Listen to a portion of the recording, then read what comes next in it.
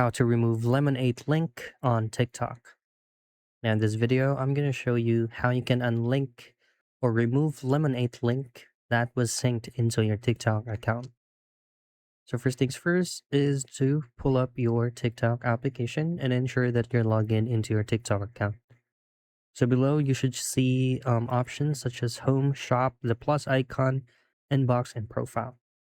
Head straight into profile at the lower right, and then you will automatically be redirected into your profile menu.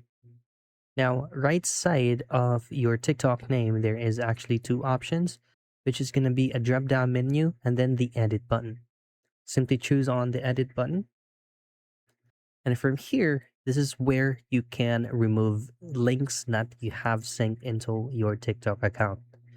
So below basic info, you should be able to see options right there that says links. Now, for some reason, it's not actually showing on my end because I have not connected any third-party apps on my TikTok account. So again, tap on links and you should be able to see all the links that you have connected your account to. Choose on Lemon8 and have it disconnected. And that's how you remove Lemon8 link on TikTok.